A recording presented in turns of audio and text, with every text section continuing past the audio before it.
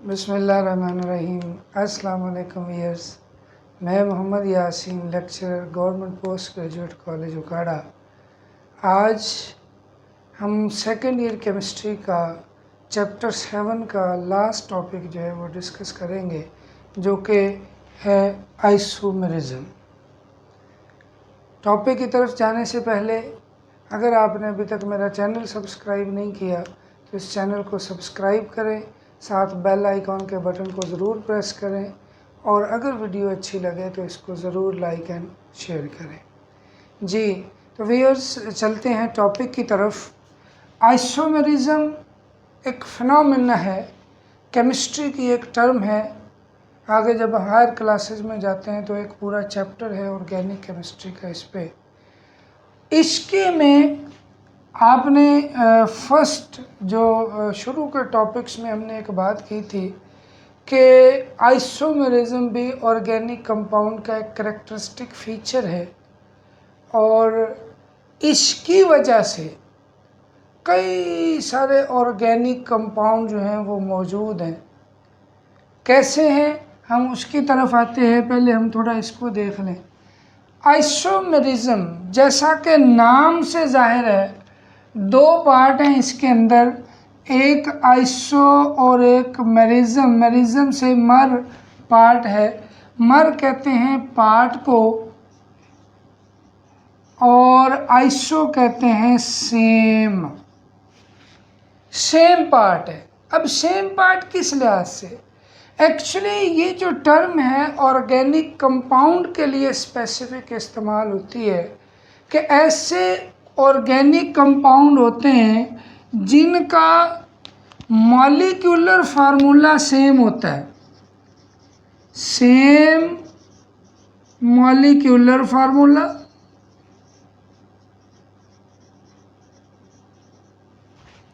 But different structural formula.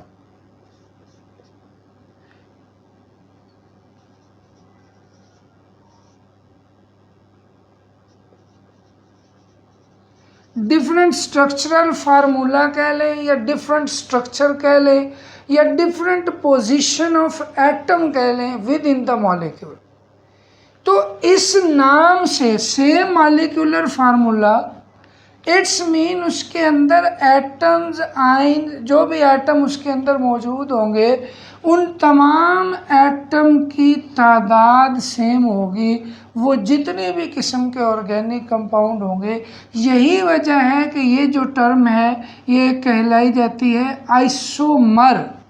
ऐसे तमाम organic compound जिनका मॉलिक्यूलर फार्मूला सेम होता है बट स्ट्रक्चरल फार्मूला डिफरेंट होता है, उनको हम आइसोमर्स कहते हैं। And the phenomena by which a compound show different structural formula but they have same molecular formula, उस फिनोमेना को हम बोलते हैं आइसोमेरिज्म। समझ आ गई होगी आपको कि आइसोमेरिज्म एक ऐसा फिनोमेना है जिसके अंदर एक कंपाउंड का मॉलिक्यूलर फार्मूला तो सेम है लेकिन उसका स्ट्रक्चर फार्मूला डिफरेंट है। और जब स्ट्रक्चर फार्मूला डिफरेंट होता है, all those properties which are based on their structure, on their arrangement of atoms, वो डिफरेंट होती हैं एक दूसरे से, लिहाजा वो कंपाउंड ही डिफरेंट कंसीडर होता है, उसका नाम ही अलग होगा, प्रॉपर्टीज़ में डिफरेंस होगा, नाम भी अलग होगा, इसलिए उसको एक अलग कंपाउंड कंसीडर किया जाता है। अब याद रखें, जहाँ तक हम बात करते हैं कि जैसे अब मीथेन है, CH4, इसको आप ये एक ही तरह से लिखा जाता है बिकॉज जितनी कार्बन की चेन बढ़ती जाएगी उतनी उसकी अरेंजमेंट वेरी कर सकती है, उतने ज़्यादा उसके आइसोमर्स हो सकते हैं, उतनी उसकी ज़्यादा एटम की पोजीशन को चेंज किया जा सकता है। इसमें आप एटम की पोजीशन चेंज भी करते हैं तो कोई नया कंपाउंड नहीं बनता। इसी तरह से आप C2H6 की बात करें या C3H8 की बात करें, पहले जो 3 मेंबर हैं अल्केन के, इनका कोई दूसरा आइसोमर नहीं है। इनके अंदर ये फिनोमेना हमें नहीं मिलता, बिकॉज 3 ही एटम है, आप जैसे मर्जी उनकी अरेंजमेंट चेंज कर दें कार्बन चेन की, वो एक ही तरह से लिखे जाएंगे। लेकिन इससे ज़्यादा जितने भी आएंगे, जितने भी मुख्तलिफ़ किस्म के higher number of carbon chain होगी उस ऑर्गेनिक कंपाउंड के अंदर, तो उसके आइसोमर्स भी होंगे। और जितनी ज़्यादा कार्बन की चेन बढ़ती जाएगी, उतनी ज़्यादा आइसोमर्स की तादाद बढ़ती जाती है, यहाँ तक कि कार्बन की तादाद 30 तक हो तो उसके जो आइसोमर्स बनते हैं वो बिलियंस में बनते हैं। इतनी ज़्यादा डिफरेंट जो है वो अरेंजमेंट के लिहाज से वो डिफरेंट कंपाउंड होते हैं, जिनका स्ट्रक्चर फार्मूला डिफरेंट होता है, बट मॉलिक्यूलर फार्मूला जो होता है वो इनका सेम होता है। एक और एग्जांपल करेंगे, लेकिन उस एग्जांपल्स को हम डिफ्रेंशिएट भी करेंगे दो अलग अलग। आइसोमेरिज्म, मैंने यहाँ पे एटम की पोजीशन के लिहाज से बात की है। एक्चुअली आइसोमेरिज्म 2 किस्म का होता है। पहली एक टाइप है इसकी स्ट्रक्चरल आइसोमेरिज्म,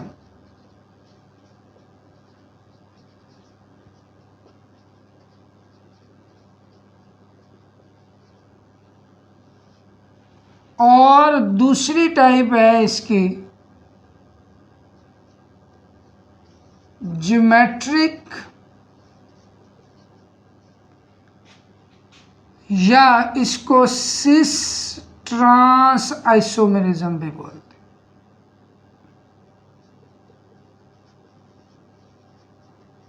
थोड़ा सा इनमें जो हमने डिफरेंस देखना है, स्ट्रक्चर कहते हैं साख्त को, बनावट को, कि ऐसा फिनोमेना, ऐसा आइसोमेरिज्म जिसके अंदर एटम की स्ट्रक्चर डिफरेंट हो। स्ट्रक्चर मीन उसकी बनावट डिफरेंट हो, बनावट मीन उसके अंदर बॉन्डिंग डिफरेंट हो। आप ये कह लें कि कोई एक एटम या एक से ज़्यादा एटम, उसकी पोजीशन ही डिफरेंट होती है, वो कहीं ना कहीं वो डिफरेंट तरीके से जुड़ा हुआ होगा। इसकी एग्जांपल हम लें तो ये इस तरह से आएगी। अगर हम इसकी एक प्रॉपर जो है इन दोनों को डिफ्रेंशिएट करते हैं एग्जांपल्स के साथ, तो स्ट्रक्चरल में क्या होता है कि जैसे हमारे पास एक फार्मूला है जी C4H10 ब्यूटेन, इसको हम ऐसे भी लिख सकते हैं CH3 CH2 CH2 CH3।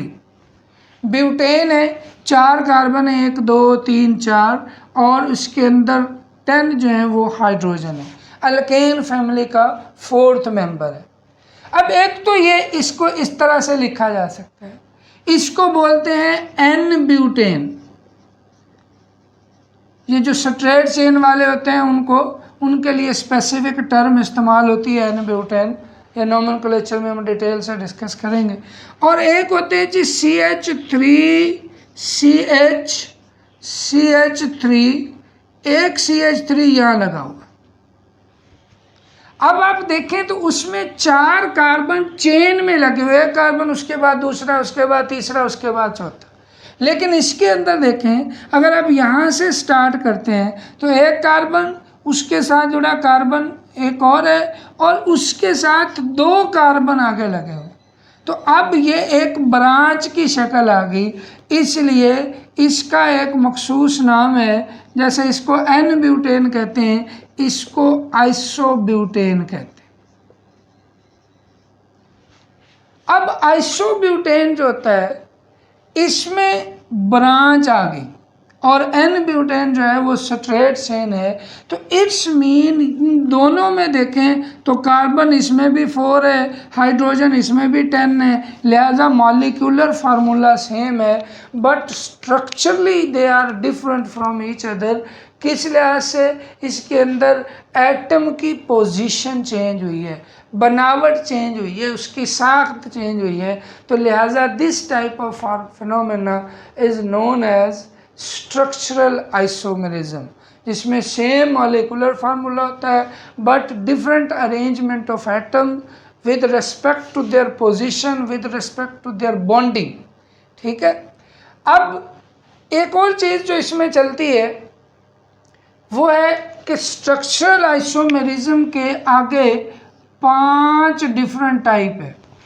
इसको हम नेक्स्ट वीडियो में देखेंगे कि वो कौन सी हैं, उनमें फिर क्या डिफरेंस आता है। यही जब अरेंजमेंट बदलेगी, एटम की पोजीशन बदलेगी, बॉन्डिंग बदलेगी, तो उस लिहाज से उनको कैटेगराइज किया गया है। चेन आइसोमेरिज्म है, ठीक है, फंक्शनल ग्रुप आइसोमेरिज्म है, मेटामेरिज्म है, टॉटामेरिज्म है, ठीक है, तो पोजीशन आइसोमेरिज्म है। ये 5 मुख्तलिफ किस्में हैं जो आगे स्ट्रक्चरल आइसोमेरिज्म की आती हैं। मज़ीद उसकी सब कैटेगरीज हैं, उनको हम नेक्स्ट वीडियो में देखेंगे।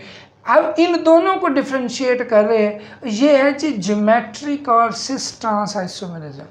एक तो ये वर्ड जो है ना, ये स्पेसिफिक हमें कुछ ना कुछ आइडिया देगा ज्योमेट्री के लिहाज से, शेप के लिहाज से, अरेंजमेंट के लिहाज से।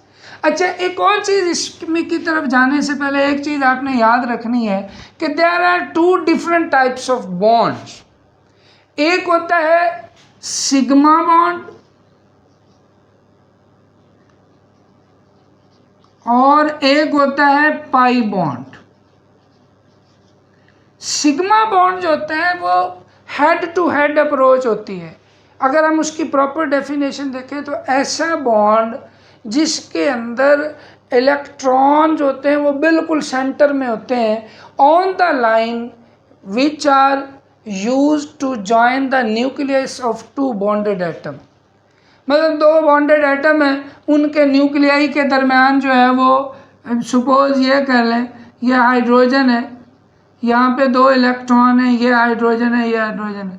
तो इस लाइन के ऊपर जब इलेक्ट्रॉन होंगे तो ये सिग्मा बॉन्ड कहलाता है। It can be rotated. मसलन आप ये कह सकते हैं कि ये अगर इस तरह का बॉन्ड बना हुआ है तो इसको आप ऐसे रोटेट कर सकते हैं, फ्री टू रोटेट आता है। ये एक प्रॉपर शॉर्ट क्वेश्चन भी इसमें से आता है कि sigma bond can be rotated but pi bond can not be rotated. क्यों नहीं रोटेट किया जा सकता? बिकॉज पाई बॉन्ड जो होता है वो किसी भी 2 एटम के दरमियान, सपोज कार्बन ही है तो एक ऐसे p ऑर्बिटल होता है, एक ऐसे p ऑर्बिटल होता है, इनके दरमियान पैरेलल ओवरलैपिंग से वो बॉन्ड बनता है। तो इसके अंदर इलेक्ट्रॉन या तो इस हिस्से में होंगे या इस हिस्से में होते हैं, प्रोबेबिलिटी दोनों तरफ उसके इलेक्ट्रॉन के पाए जाने की होती है, लेकिन बिल्कुल सेंटर में नहीं होते। उसमें क्या था, जो न्यूक्लियस है ना इनके, इनको जोड़ें तो ये लाइन है जो इन न्यूक्लियस को जोड़ रही है। अगर यहाँ पर इलेक्ट्रॉन हो तो सिग्मा बॉन्ड, और अगर इलेक्ट्रॉन ऐसे ऊपर और नीचे हो, लाइज अबव और below the line joining the 2 nuclei of bonded atom, तो देन ये जो बॉन्ड होता है ये पाई बॉन्ड कहलाता है। एक तो ये आपने याद रखना है कि पाई बॉन्ड जो है वो उसके अंदर इलेक्ट्रॉन डेंसिटी अबव और बिलो होती है। दूसरा सबसे इम्पोर्टेंट बात कि इसके अंदर जो पाई बॉन्ड होता है इसमें पैरेलल ओवरलैपिंग होती है। ये शर्त है पाई बॉन्ड बनने की कि जब तक p ऑर्बिटल आपस में पैरेलल ओवरलैपिंग या साइड वे ओवरलैपिंग नहीं करेंगे तब तक ये बॉन्ड जो है वो नहीं बनेगा। आप ये समझ लें कि ये इस तरह से है, 2 जो है वो p ऑर्बिटल है, एक लोब ऊपर है, एक लोब इनका ये नीचे है, तो ये ओवरलैप करते हैं ऐसे, ऊपर से भी ओवरलैप कर जाते हैं, ये नीचे से भी ओवरलैप कर जाते हैं। तो ये हिस्सा भी एक नीचे इलेक्ट्रॉनिक क्लाउड, एक ऊपर इलेक्ट्रॉनिक क्लाउड। तो ओवरऑल इसके अंदर ये पैरेलल पोजीशन का होना शर्त है। अब अगर हम ज्योमेट्रिक आइसोमेरिज्म की बात करें, ये स्पेसिफिक कंपाउंड में होता है। ख़ास तौर पे एक शर्त तो ये है कि उसमें डबल बॉन्ड होना चाहिए। डबल बॉन्ड होगी तो ज्योमेट्रिक जो है वो आइसोमेरिज्म या सिस ट्रांस आइसोमेरिज्म हम शो कर सकते हैं। दूसरी इसकी जो शर्त है वो ये है कि कम से कम 2 जो हैं वो आइडेंटिकल ग्रुप्स होने चाहिए। आइडेंटिकल ग्रुप्स बॉन्डेड टू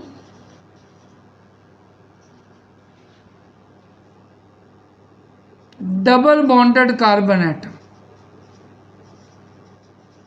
कि जो कार्बन एटम के दरमियान डबल बॉन्ड बना हुआ है, 2 कार्बन एटम होंगे उनके दरमियान डबल बॉन्ड होगा, और उन डबल बॉन्डेड कार्बन एटम के पास कम से कम एक ऐसा ग्रुप होना चाहिए जो दोनों में हो, आइडेंटिकल हो।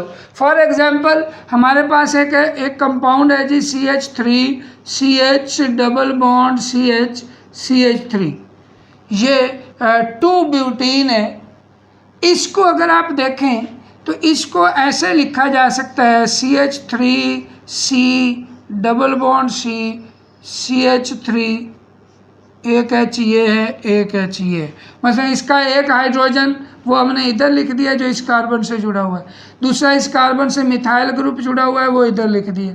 इसी तरह इस कार्बन से भी एक हाइड्रोजन जुड़ा हुआ है ये, और एक ये मिथाइल ग्रुप जुड़ा हुआ है, और ये दोनों कार्बन आपस में डबल बॉन्ड से जुड़े हुए हैं। अब जब भी डबल बॉन्ड की बात आई है तो आपको ये आइडिया होना चाहिए कि ये है, बिकॉज जब भी डबल या ट्रिपल बॉन्ड बनता है तो उसमें एक बॉन्ड जो होता है वो सिग्मा होता है, बाकी जितने भी बॉन्ड बनेंगे वो 2 हों या 1 हो, वो जो हो वो पाई बॉन्ड है। सिंगल बॉन्ड हमेशा सिग्मा बॉन्ड होता है, और जो डबल बॉन्ड होता है या ट्रिपल बॉन्ड होता है उसमें एक सिग्मा और बाकी के पाई बॉन्ड होते हैं।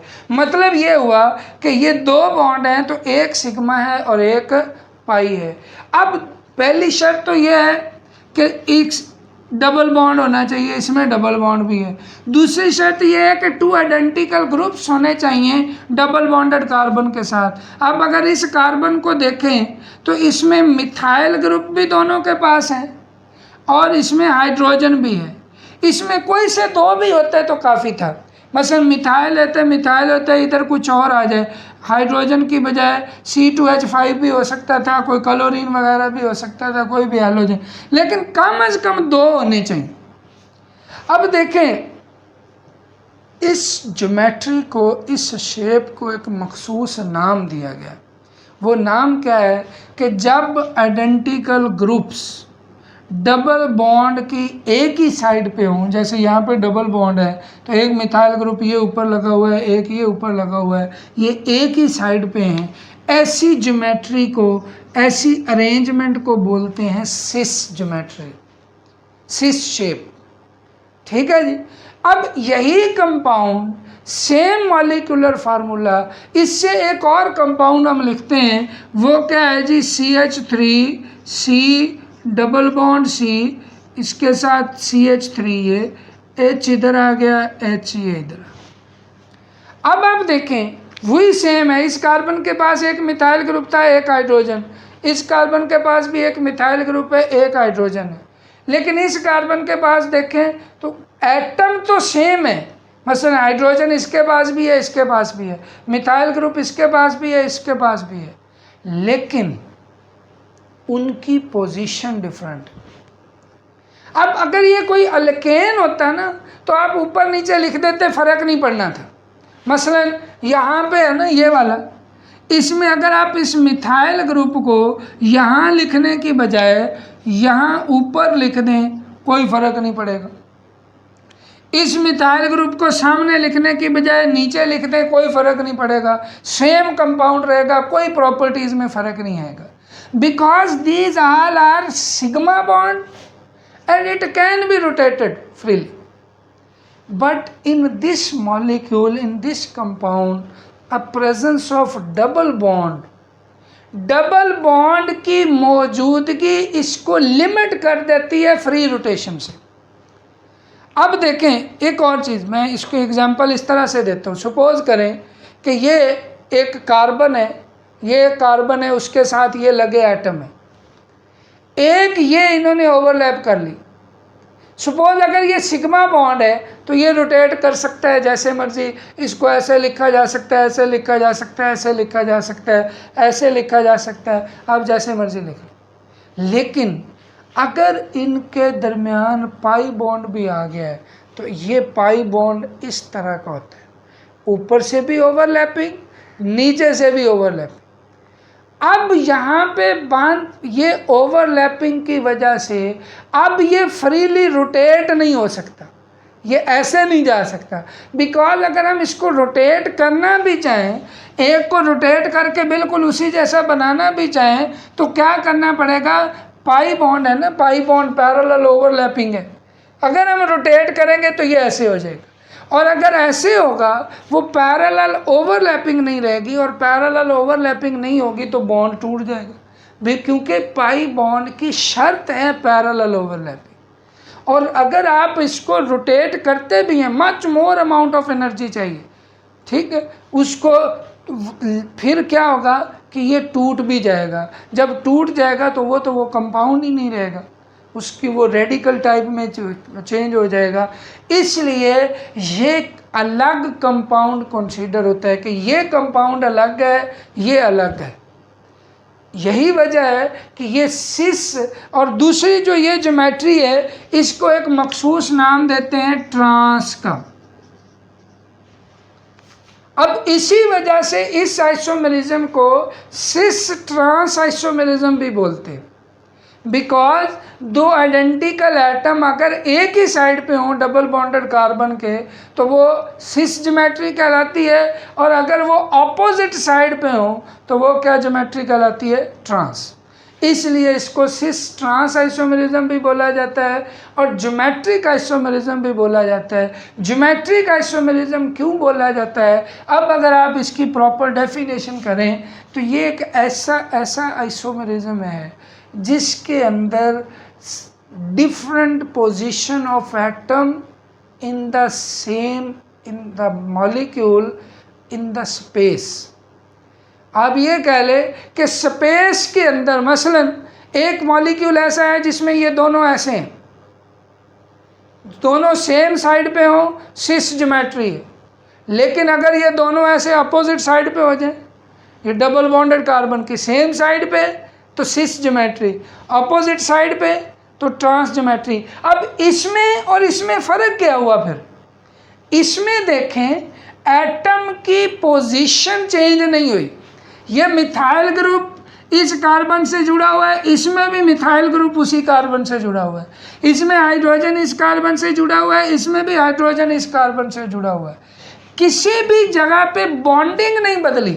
जैसे इसके अंदर था कि चेन थी, फिर ब्रांच आ गई, एक पूरा ग्रुप भी साइड पे लग गया। इसके अंदर क्या हुआ है, जो जहाँ जुड़ा है, मसलन ये अगर ग्रुप है और वो यहाँ पे अटैच है तो इसकी अटैचमेंट नहीं बदली, बॉन्ड नहीं बदला, सिर्फ उसकी क्या हुआ, पहले वो इधर था अब वो इधर चला गया। तो क्या हुआ, स्पेस के अंदर बॉन्डिंग पोजीशन वही रही, बॉन्ड वही रहा। स्पेस के अंदर पहले वो इस साइड पे था तो सिस ज्योमेट्री थी, अब अपोजिट साइड पे चला गया तो ट्रांस ज्योमेट्री हो गई। इसलिए ये क्या होगा कि ये स्पेस के अंदर एटम की पोजीशन वेरी कर जाएगी with in the space. Space में अगर एटम की पोजीशन वेरी कर जाए तो वो क्या कहती है, ज्योमेट्री, क्योंकि ज्योमेट्री बदल रही है, ऐसे है और ज्योमेट्री है, ऐसे है और ज्योमेट्री है, ऐसे है और ज्योमेट्री है। तो ज्योमेट्री के बदलने की वजह से, क्योंकि इस वजह से इसको हम ज्योमेट्रिक आइसोमेरिज्म भी बोलते हैं, सिस ट्रांस आइसोमेरिज्म भी बोलते हैं। ये है। इसमें से एक शॉर्ट क्वेश्चन आता है, आगे भी इसकी डिटेल आएगी। फ्री रोटेशन जो है वो पाई बॉन्ड में नहीं होती, तो क्यों नहीं होती, क्योंकि पाई बॉन्ड जो है वो पैरेलल ओवरलैपिंग से बनता है, और पैरेलल ओवरलैपिंग में अगर हम रोटेट करते भी हैं तो बॉन्ड जो है वो ब्रेक हो जाता है, and much more amount of energy is required.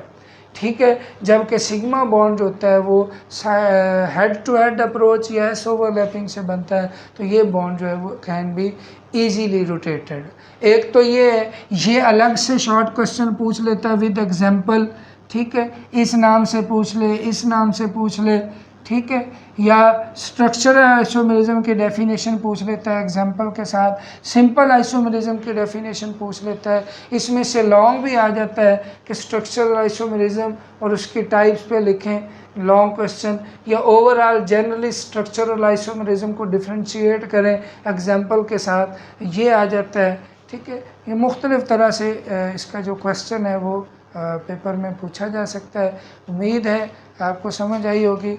फिर भी अगर कोई क्वेश्चन हो तो आप नीचे जो है वो कमेंट्स में उसको डिस्कस कर सकते हैं।